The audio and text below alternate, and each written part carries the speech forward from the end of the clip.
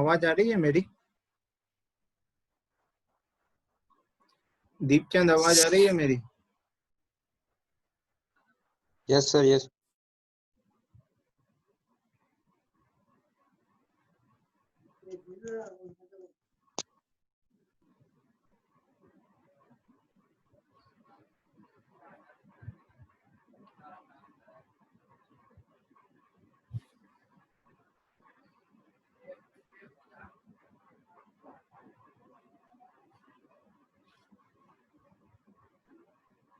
Class start करें? Yes sir. हाँ sir. Yes sir. Participant कम है, 10 लोग ही हैं सिर्फ। छुट्टी के दिन क्लास नहीं लेनी है क्या? अभी एडमिट हो रहे हैं लोग। क्या बता सर? गलत टाइम पे बुला लिया लग रहा है मैंने आप लोगों को।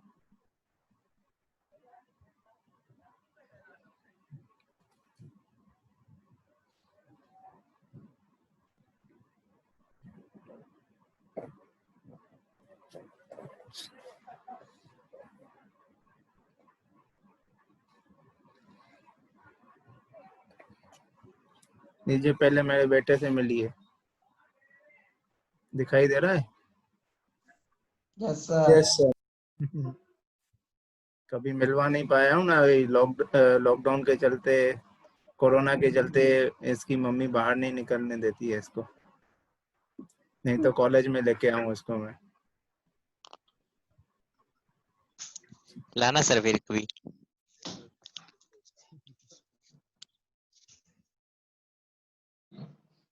छोटा है, अभी 4 महीने का है सिर्फ। सिर्फ 4 का ही है अभी तक? काफी छोटा है। बैठ भी नहीं पाता है। जब पहले बैठने तो लगे, इसके बाद तो बाइक पे बैठा के लेके आऊंगा इसको। कोई ना हाँ सर, सर। बड़ा अपने कॉलेज में एडमिशन दिला देना। क्या? स्कूल नहीं पढ़ेगा। डायरेक्ट एडमिशन दिला दें क्या इंजीनियरिंग में?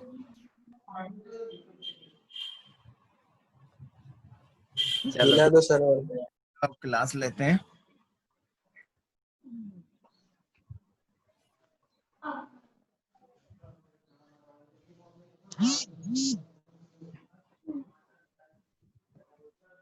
इसकी वजह से बार बार क्लास रीशेड्यूल करनी पड़ती है मेरे को, इसी की वजह से।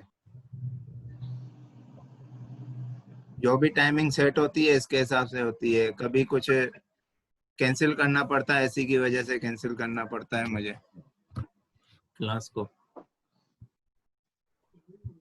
नहीं सर, कोई बात नहीं।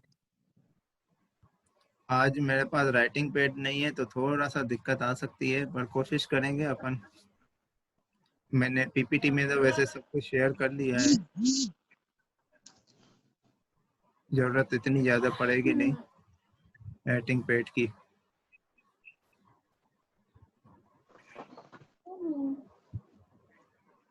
करते हैं स्टार्ट। लास्ट क्लास में अपन ने पढ़ा था इम्प्योरिटीज के बारे में, जिसमें सब्स्टिट्यूशनल इम्प्योरिटी और इंटरस्टिशियल इम्प्योरिटीज थी। इसके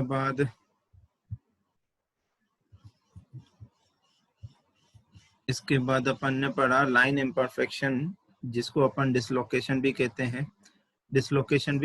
और इसमें अपन ने ये पढ़ा था कि एक्स्ट्रा प्लेन अगर किसी क्रिस्टल में आ जाता है तो वहां पे जो एटम्स ऑलरेडी अवेलेबल हैं वो क्या है, लीनियर डिस्प्लेसमेंट करते हैं। लीनियर उनके डिस्प्लेसमेंट की वजह से ही उसको बोला जाता है डिसलोकेशन।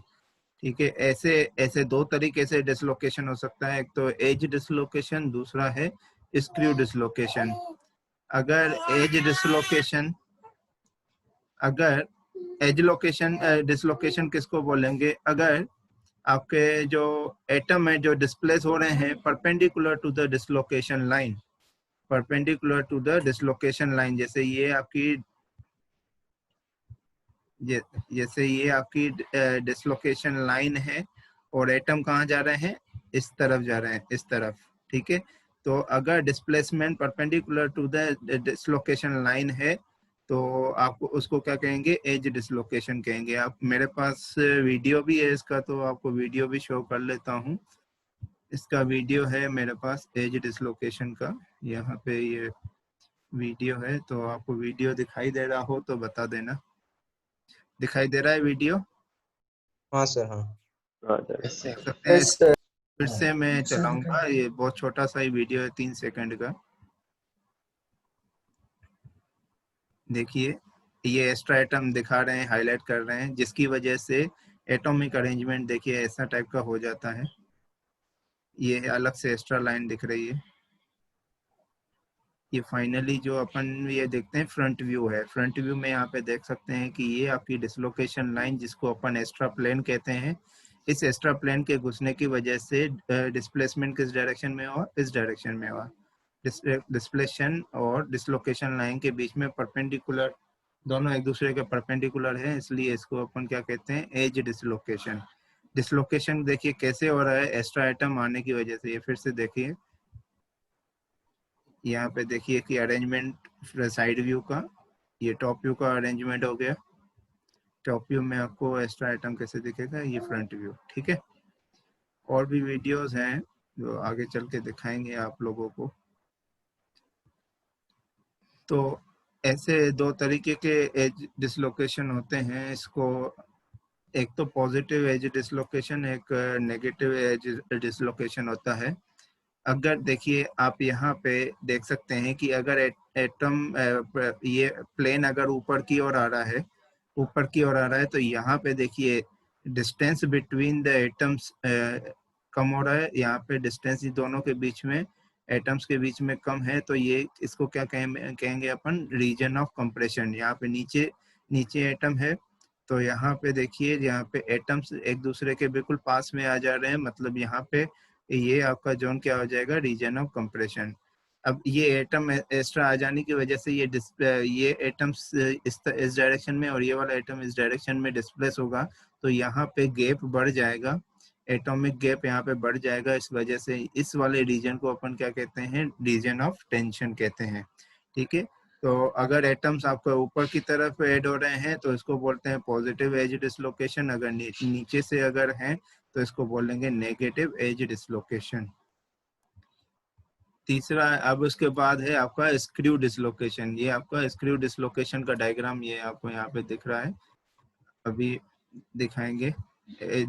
स्क्रू डिसलोकेशन क्या होता है? स्क्रू डिसलोकेशन बिल्कुल ऐसा लगता है कि जैसे अपन किसी को, मतलब स्क्रू मतलब जैसे नट को कसते हैं तो नट को ऐसे घुमाते हैं ना, बिल्कुल वैसा ही अरेंजमेंट हो जाता है।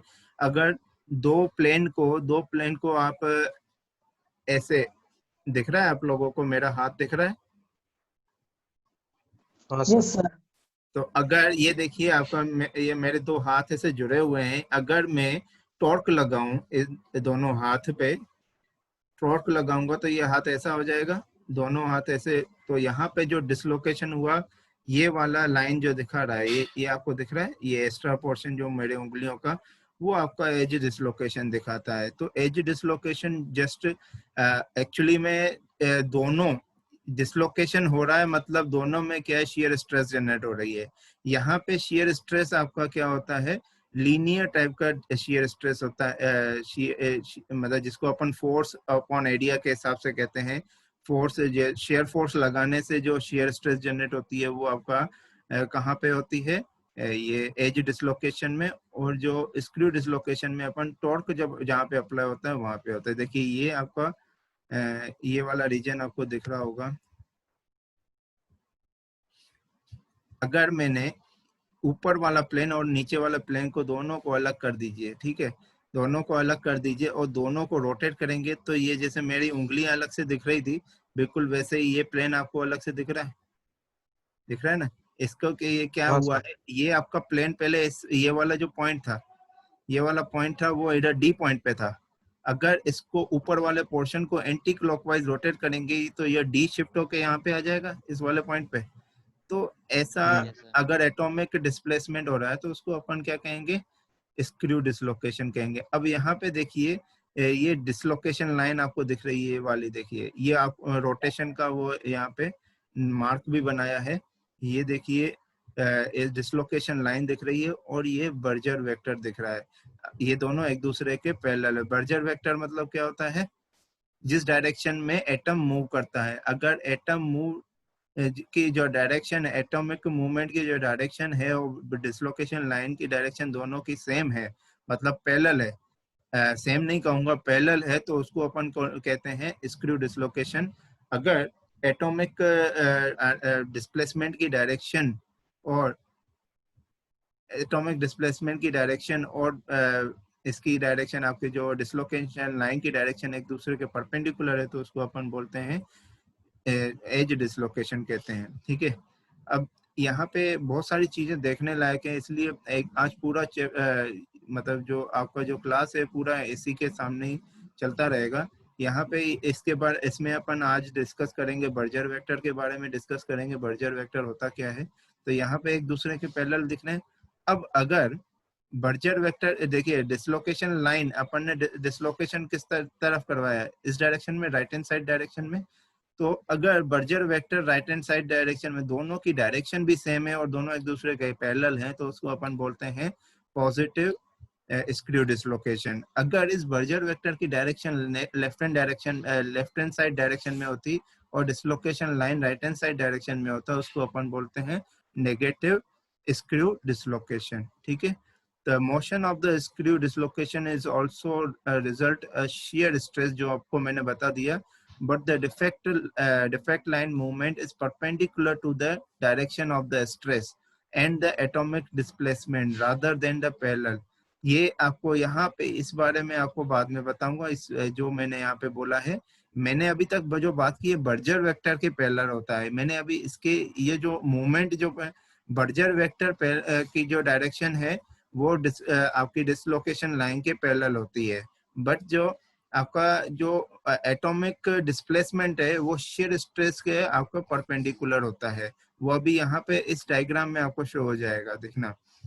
To visualize the screw dislocation, imagine the block of metal with a shear stress applied across one end so that the metal begins to rip। ठीक है, ये अभी अपन ने इमेजिन कर लिया है, ब्लॉक बनाया था अपन ने और ब्लॉक को डी पॉइंट, इधर ये वाला पॉइंट आपका पहले डी पॉइंट पे था। अगर इसको अपन एंटी क्लॉकवाइज रोटेट करते हैं तो डी की नई पोजीशन आपकी हो जाएगी ये वाली। तो ऐसा ही इमेजिन करने के लिए बोल रहे हैं। This shown in the upper right image and the lower right image shows the plane of atoms just above the rib। ये देखिए, ये upper portion हो गया, ये lower portion हो गया। If a shear stress increased, the atom will continue to slip। ठीक है, अब यहाँ पे ये आपका ये जो डायग्राम शो हो रहा है, वो डायग्राम क्या है? ये जो ब्लू वाले जो पोर्शन दिखा रहे हैं, ये ब्लू वाले पोर्शन अभी तक इन पे स्क्रू डिसलोकेशन का इफेक्ट नहीं हुआ है।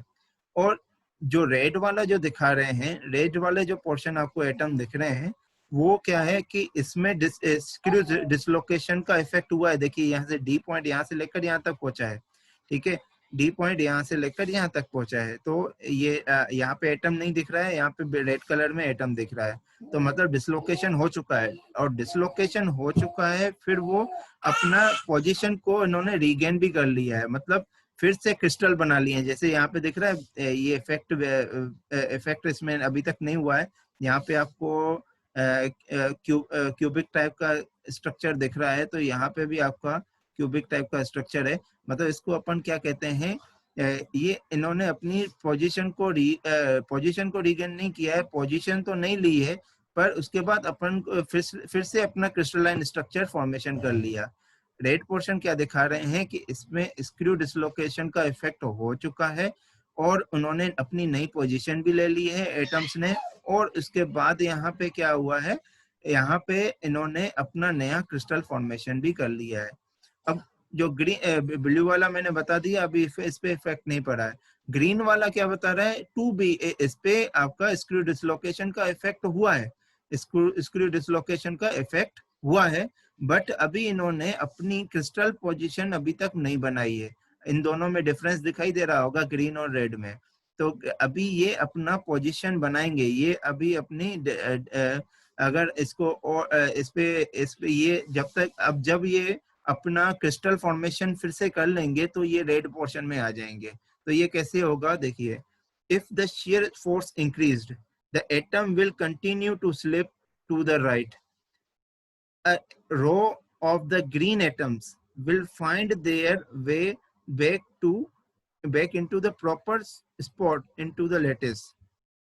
देखिए, proper spot into the lattice, अपनी नई पोजीशन प्रॉपर स्पॉट में लेके आएंगे, and then become the red.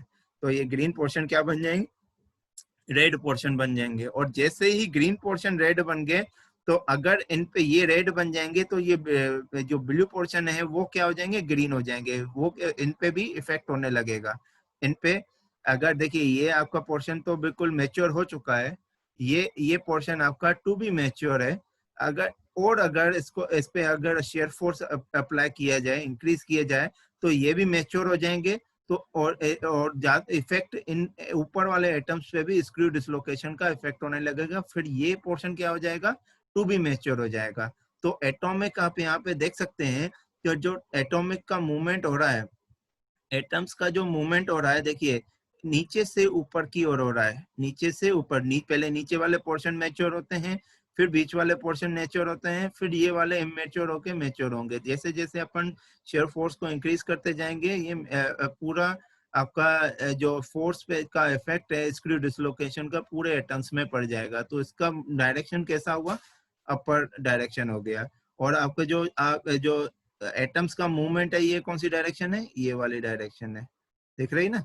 Atoms किस डायरेक्शन में जा रहे हैं, इस डायरेक्शन में जा रहे हैं। और इफेक्ट किस डायरेक्शन में, इस वाले डायरेक्शन में। दोनों एक दूसरे के क्या हो गया, परपेंडिकुलर। इसीलिए शेयर स्ट्रेस अगर हमें एटम्स को इस डायरेक्शन से इस डायरेक्शन पे लेके जाना है, तो डायरेक्शन कौन सी होगी शेयर फोर्स की, इस डायरेक्शन पे होगी, ये वाली डायरेक्शन होगी, ये वाली।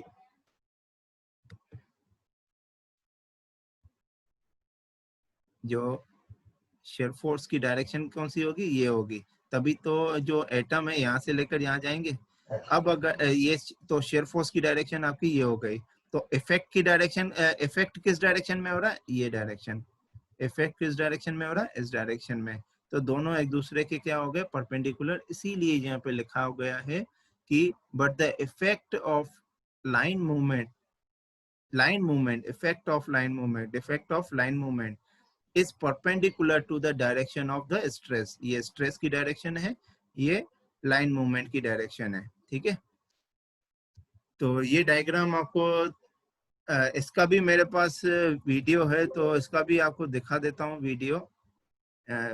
स्क्रू डिसलोकेशन का वीडियो है मेरे पास, तो उसमें भी क्लियर हो जाएगा कि कैसे आखिर में फोर्स लगता है, कैसे मूवमेंट होता है।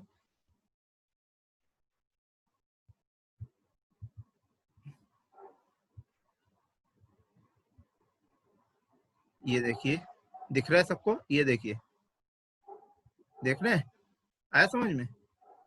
यस दिखा सबको? तो देखिए हाँ, कैसे फोर्स लग रहा है। फोर्स देखो, ये शेयर फोर्स की डायरेक्शन, जिस डायरेक्शन में फोर्स लग रहा है, और कैसे एटम्स का इफेक्ट हो रहा है। देखिए अभी देखिए, ये वाला जो पोर्शन है, ये वाला यहाँ से लेकर यहाँ तक वाला पोर्शन है, इस पे ये क्या है, ब्लू वाला पोर्शन है, जिसपे अभी स्क्रू डिसलोकेशन का इफेक्ट हुआ नहीं है। और यहाँ से लेकर जो यहाँ वाला पोर्शन है, ये आपका ग्रीन पोर्शन है, जो टू बी मैच्योर है। और ये वाला जो पोर्शन आपको दिख रहा है, ये मैच्योर हो चुका है, ठीक है। डायग्राम में भी आपको, ये वीडियो में भी अच्छे से दिखेगा इफेक्ट। देखिए इफेक्ट कहाँ से कहाँ तक जा रहा है, जैसे ही फोर्स लगा रहे हैं, इफेक्ट आपका नीचे से ऊपर की ओर जा रहा है, और स्ट्रेस की डायरेक्शन हॉरिजॉन्टल है। दिख रहा है, आया समझ में? किसी को डाउट हो तो अभी भी पूछे, नहीं है डाउट, आगे बढ़ते हैं।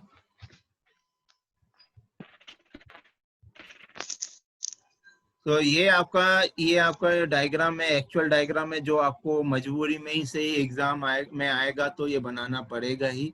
कितना सिंपल वे में आप बना रहे हो वो आपके ऊपर डिपेंड करता है, कितना अच्छे से बना रहे हो। ये डायग्राम आपको, ये वाला डायग्राम तो आपको बनाना ही पड़ेगा एग्जाम में, ठीक है। बाकी डायग्राम आप ये वाला ना बनाओ तो चलेगा।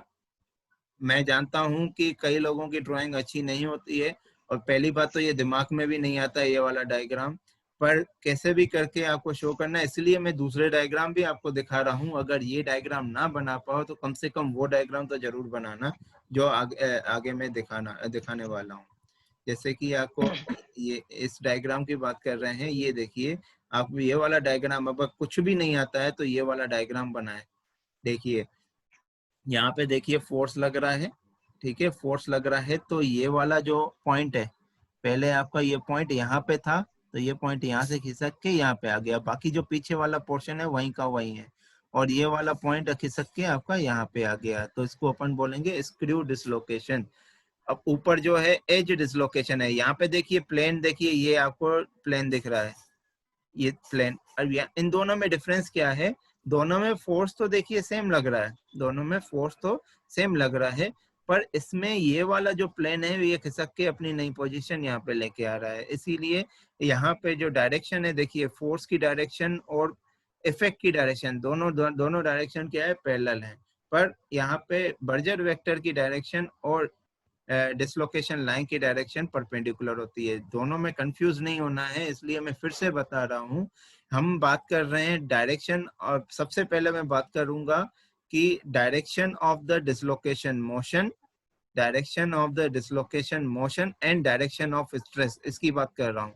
तो एज डिसलोकेशन में देखिए क्या होता है, एज डिसलोकेशन में क्या हो रहा है कि एज डिसलोकेशन में जो आपकी फोर्स की डायरेक्शन दिख रही है ये हॉरिजॉन्टल, और जो प्लेन आपका खसक रहा है वो यहाँ से लेकर यहाँ तक खसक रहा है आपका, तो इन दोनों, तो डायरेक्शन ऑफ डिसलोकेशन मोशन भी ये है, तो दोनों एक दूसरे के पैरेलल हैं, तो वो एज डिसलोकेशन में होता है। और स्क्रू डिसलोकेशन में देखिए क्या हो रहा है, फोर्स देखिए वही सेम डायरेक्शन में लगा रहे हैं, पर ये पूरा आपका यहाँ पे ये पूरा ये ब्लॉक पूरा खिसक, इधर न खिसकने की जगह पे इसका आधा वाला पोर्शन ऐसे रोटेट हो रहा है, मतलब ये कुछ ऐसा दिखा रहा है रोटेशन, और ये दिखा रहा है ट्रांसलेशन। तो इसका इफेक्ट जो बढ़ रहा है यहाँ से लेकर यहाँ तक धीरे धीरे बढ़ रहा है। जैसे ही स्ट्रेस बढ़ाते जाओगे और ज्यादा रोटेट होता जाएगा और इसका इफेक्ट बढ़ता जाएगा। तो इसके इफेक्ट की डायरेक्शन डिसलोकेशन मोशन की डायरेक्शन ये है और फोर्स की डायरेक्शन ये है, तो ये दोनों एक दूसरे के क्या हो गए, परपेंडिकुलर। अब बात करते हैं बर्जर वेक्टर की। अब किसकी बात करते हैं, बर्जर वेक्टर की, ठीक है।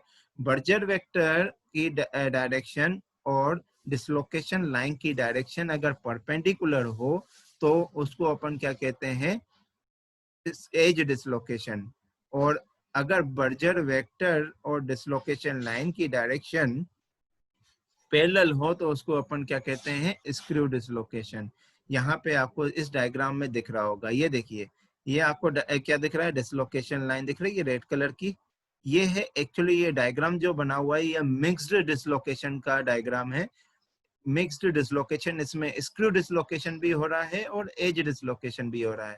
ये आपको रेड पोर्शन जो दिख रहा है, ये रेड पोर्शन है डिसलोकेशन लाइन का पोर्शन है, और यहाँ पे जो इस वाले जो ब्लॉक में दिख रहा है आपको स्क्रू डिसलोकेशन, और इस वाले डायरेक्शन में क्या दिख रहा है आपको, एज डिसलोकेशन। अब ये देखिए, ये लाइन डिसलोकेशन लाइन दिख रही है और ये बर्जर वेक्टर की डायरेक्शन दिख रही है, ये दोनों एक दूसरे के परपेंडिकुलर है, इसलिए ये हो गया आपका एज डिसलोकेशन।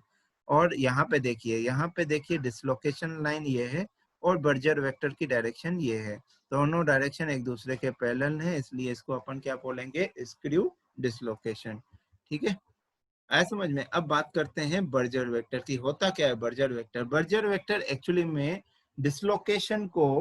डिसलोकेशन का मैग्नीट्यूड और डायरेक्शन पता करना हो तो बर्जर वेक्टर बताता है, ठीक है। बर्जर नाम के किसी साइंटिस्ट ने इसका इजाद किया है, तो इसने क्या है कि इसने ये हेल्प की है कि कितना डिसलोकेशन हो रहा है और किस डायरेक्शन में डिसलोकेशन हो रहा है उसके बारे में बताया है इसने, इसीलिए इसका नाम रखा गया बर्जर वेक्टर। तो कभी भी आप यहाँ पे, मैंने गलती से बी जो लिखा है ये ऐसे ही बी लिखा है, आपको भी पता है कि वेक्टर जो क्वांटिटी है उसको कैसे शो करते हैं, बी लिख के ऊपर एरो बनाते हैं ऐसे। एरो बन। हाँ, तो ये मैंने गलती कर ली है, जो पीपीटी जब बनाई तो यहाँ पे आपको ये एरो बनानी है, ऐसी गलती बिल्कुल भी मत करना। अगर अच्छे से नोट करने वाला, कोई चेक करने वाला अगर आपको मिल गया तो आपको यहाँ गलती पे भी आपके नंबर काट सकता है, ठीक है ना, इस गलती पे भी आपके नंबर काट सकता है। पर अगर ऐसे ही लीनियंट चेकिंग हो रही है तो इस पे ध्यान नहीं देगा। तो आपकी किस्मत अगर अच्छी हो गई तो आपके नंबर पूरे मिलेंगे, नहीं तो इसके नंबर आपके कटेंगे, ठीक है ना। तो इसका ध्यान देना, बी जब आप जिसको शो करते हैं, बी क्या है, मैग्नीट्यूड, और ये आपकी डायरेक्शन, इसको क्या बोलते हैं, बर्जर वेक्टर कहते हैं। तो it is unique to dislocation, usually have the direction of close pack lattice direction. It is also called the slip direction of the dislocation. slip direction जहाँ पे dislocation direction हो रही है, ये इसको बोलते हैं, ये वाला जो पोर्शन है इसको बोल रहे हैं ये आपका slip direction of dislocation. It represents the magnitude and direction of distortion associated with the particular dislocation. वही जो चीज मैंने आपको बताई, आपको बर्जर वेक्टर क्या बताता है, कितना डिसलोकेशन हुआ और किस डायरेक्शन में हुआ वो बताता है। तो दो तरह के होते हैं जो मैं पहले ही बता चुका हूँ, वो पढ़ रहा हूँ इस पीपीटी में। Two limiting cases of dislocation, one is edge, another one is screw, are characterized by the Burgers vector perpendicular to the dislocation line and Berger vector parallel to the dislocation line respectively. मतलब as के लिए perpendicular और screw के लिए आपका parallel. अगर Burgers vector की बात हो रही है तो परपेंडिकुलर एज डिसलोकेशन के लिए और पैरेलल स्क्रू डिसलोकेशन के लिए। और अगर इफेक्ट ऑफ मतलब इफेक्ट ऑफ डिसलोकेशन लाइन की बात हो रही है तो पैरेलल एज डिसलोकेशन के लिए और परपेंडिकुलर स्क्रू डिसलोकेशन के लिए। अब आया क्लियर समझ में? आया समझ में बेटा? तो कंफ्यूजन नहीं होना है, दोनों एक दूसरे के ऑपोजिट में, इसीलिए कंफ्यूजन हो जाता है। कभी कभी गलती से हम बर्जर वेक्टर पैरेलल बता देते हैं यहाँ पे और परपेंडिकुलर यहाँ पे बता देते हैं और वो चीज उल्टी हो जाती है जस्ट।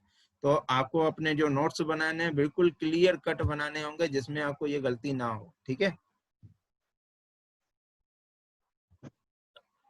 फाइनली आखिरी टॉपिक जो इस चैप्टर का होगा वो होगा इंटरफेशियल डिफेक्ट, सरफेस, जिसको अपन सरफेस और ग्रेन बाउंड्री डिफेक्ट, जो अपन को मैंने आप लोगों को यहाँ पे जो दिखाया था। तीसरा क्लासिफिकेशन चल रहा है अब है surface and grain boundary imperfection, जिसको अपन इंटरफेशियल डिफेक्ट भी कहते हैं, इंटरफेशियल डिफेक्ट भी कहते हैं, ठीक है। इसके बारे में अंदर जो है वो अगली आने वाली क्लासेस में पढ़ाऊंगा। बेसिक थोड़ा सा बता देता हूँ क्या होता है। देखिए कहाँ कहाँ डिफेक्ट हो सकते हैं ऐसे टाइप के, ये 2 डायमेंशनल डिफेक्ट होगा। कुछ डिफेक्ट ऐसे होते हैं जो बिल्कुल आंखों से देखे जा सकते हैं, ऐसे डिफेक्ट इंटरफेशियल डिफेक्ट होते हैं। इसमें क्या जो होता है, आपका जो ऊपर का जो सरफेस होता है, जैसे आप अपनी आंखों से क्या पूरे ब्लॉक को देख सकते हैं, मटेरियल का ब्लॉक को देख सकते हैं, एक ब्लॉक है बना हुआ, ठीक है, मटेरियल का। तो जो ऊपर का सरफेस जो होता है, वो ऊपर का सरफेस क्रिस्टल स्ट्रक्चर के साथ पार्टिसिपेट नहीं करता है। मतलब ऊपर पे के सरफेस जो एटम पे जो एटम्स रहते हैं वो पार्टिसिपेटेड नहीं होते हैं। कहाँ पे उसके क्रिस्टल स्ट्रक्चर से साथ पार्टिसिपेट नहीं करते हैं, वो अलग ही अपनी दुनिया बनाते हैं, कहने का बात है, ठीक है ना। तो मतलब क्रिस्टल स्ट्रक्चर किनका बनता है, जो इंटर में अंदर जो आपके एटम्स है उनका क्रिस्टल स्ट्रक्चर बनता है। जो सरफेस में जो एटम्स हैं वहां पे आपका क्रिस्टल स्ट्रक्चर नहीं बनता है। तो उसकी वजह से भी डिफेक्ट्स होते हैं, तो उनको अपन इंटरफेशियल डिफेक्ट कहते हैं। उनको अपन क्या कहते हैं, एक्सटर्नल डिफेक्ट कहते हैं। ये एक्सटर्नल सरफेस, ठीक है, एक्सटर्नल सरफेस। दूसरा है आपका ग्रेन बाउंड्रीज। ग्रेन बाउंड्रीज अंदर का ही डिफेक्ट है। एक्चुअली क्या होता है, हमारा जो हम अब मॉलिक्यूलर लेवल पे जाते हैं, हमारे जो हम अगर माइक्रो स्ट्रक्चर देखते हैं तो कुछ ऐसा स्ट्रक्चर दिखता है, माइक्रो स्ट्रक्चर ऐसा टाइप का कुछ दिखता है, ठीक है, ऐसा टाइप का कुछ स्ट्रक्चर। तो ये जो होते हैं अंदर जो होते हैं उसको ग्रेन बोलते हैं, और ये जो लाइनें दिख रही हैं उनको ग्रेन बाउंड्रीज कहते हैं। तो ग्रेन बाउंड्रीज में क्या है, क्रैक आ जाते हैं, ग्रेन बाउंड्रीज में क्रैक आ जाते हैं, तो उसको अपन बोलते हैं ग्रेन बाउंड्री डिफेक्ट कहते हैं, ठीक है। इसके बाद आता है इन्हीं का से ही होने वाली अलग अलग तरीके की अगर डिजाइन बनानी है तो ये ट्विन बाउंड्री कहते हैं। अगर कुछ ट्विन बाउंड्री कुछ ऐसा अगर स्ट्रक्चर कुछ ऐसा बना लेता है, अगर एटम्स अगर अंदर ही ऐसा स्ट्रक्चर बना लेती हैं, ठीक है, पहले थी ऐसे हॉरिजॉन्टल, जैसे कॉपी को आप ऐसे मोड़ते हैं, जैसे पूरा सीधा दिख रहा है प्लेन, आपको साइड व्यू आप अपनी कॉपी का देखेंगे पूरा सीधा दिखता है। जब उसको अपन ऐसे पन्नों को ऐसे पलटाते हैं ऐसे करके, तो वो क्या है कि टेढ़ा हो जाता है, ऐसा बिल्कुल ऐसा टाइप का। तो अगर हम ऐसा टाइप का अगर फोर्स लगाएं जैसे कॉपी में लगा रहे हैं, तो अगर वैसा ऐसा डायग्राम बन रहा है तो उसको अपन ट्विन बाउंड्री कहते हैं। डायग्राम दिखेगा तो और अच्छे से समझ में आ जाएगा, ठीक है ना। जैसे यहाँ पे शायद डायग्राम में दिखा सकूं मेरे ख्याल से, हाँ ये देखिए, ये वाला जो पोर्शन है, ये वाला पोर्शन, ये देख रहे हो, ये वाला पोर्शन ग्रीन वाला जो टू बी मैच्योर है, जो टू बी मैच्योर है। तो अगर ऐसा कुछ इफेक्ट हो जाता है फोर्स लगाने के बाद, अगर ग्रेन्स में ऐसा इफेक्ट हो जाता है, तो इसको हम क्या बोलते हैं, ट्विन बाउंड्री डिफेक्ट कहते हैं, ठीक है। आगे फेस बाउंड्री, ये सब फेस बाउंड्री तो आपके कोर्स में नहीं है, स्टेकिंग फॉल्ट भी आपके कोर्स में नहीं है, तो इतना ज्यादा आगे नहीं बढ़ेंगे। अल्टीमेटली इतना बड़ा चैप्टर हो गया है कि आपको जो इम्पोर्टेंट चीजें हैं उसके बारे में आगे बताया जाएगा। इंटरफेशियल डिफेक्ट और सरफेस, इनके बारे में आगे चल के हम डिस्कस करेंगे। आपकी अब क्लास होगी कल, शायद वेडनेसडे है, कल थर्सडे है, कल 12 बजे आपकी क्लास होगी, कल मिलेंगे। बात होगी। अभी आप अटेंडेंस लगा लीजिए फटाफट क्लास की, है ना। छुट्टी के आपके लिए तो छुट्टी है बेटा, आज कम लोग आए, कृष्ण जन्माष्टमी का इफेक्ट हो सकता है। चलिए ठीक है, thank you for joining. Thank you sir. Sir. Okay sir.